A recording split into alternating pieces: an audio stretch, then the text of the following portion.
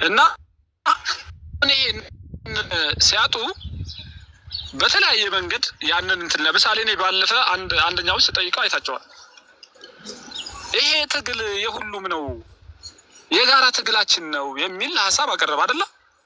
ያንን ሀሳብ ሲያቀርብ እሺ እንደዛ ከሆነ ከአፋብን አመራሮች 10 ምናምን አመራሮች ውስጥ እስኪ የሁሉም ከሆነ የክልል ውስጥ ለምሳሌ ሙስሊሙም አለ ክርስቲያኑም አለ ሁሉም አለ እንደው ከታጋዮቹ ውስጥ እስኪ 1-2 ብለህ ሙስሊሙን ከሚወክሉ ሰዎች ጥራልኝ ስለው የሄደበትን ርቀት አይታችኋል። ያንን ላለመመለስ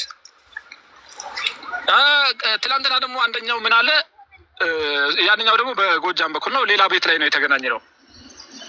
እሱ ደግሞ ምን አለ፣ ከአመራሮቹ ውስጥ እገሌ ሙስሊም ነው እገሌ ምናምን ልንል አንችልም፣ እንደውም ስማቸው በኮድ ነው በትክክለኛ ስማቸው አይደለም እና ሙስሊም ይሆኑ አይሆኑ ማወቅ አንችልም ስማቸው በኮድ ስለሆነ የሚል መልስ ሰጠኝ ማለት ነው።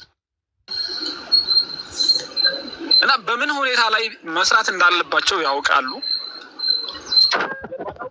እና እንዴት ማድረግ እንዳለብን ምን አይነት ፖለቲካ እየተካሄደ እንደሆነ እና የመጨረሻው ግቡና አላማው ራሱ ምንድን ነው የሚለውን እኛ ማወቅ ራሱ ፍላጎትም ያለን አይመስልም። ትልቁ ችግር የሚሆነው እዛ ጋር ነው። አንተ መጀመሪያ ከችግር ከፈተና መውጣት ከፈለክ ችግር መኖሩን ማወቅ የመጀመሪያው፣ ከዛ በኋላ ነው ለችግሩ መፍትሄ የምታስቀምጥለት። ግን በቃ ችግር ራሱ እንዳለ መረዳት የማይፈልጉ በጣም ብዙ ሙስሊሞች እንዳሉ ነው የምታየው። እሺ ጠይቅ። ሰላም አለይኩም። እሺ እኔ አሁን ለምሳሌ ታጋዩ ሙስሊሙም ክርስቲያንም ፋኖዎች አሉ እየተባለ ነው አይደል? እሺ ቀድም ጠይቃለሁ።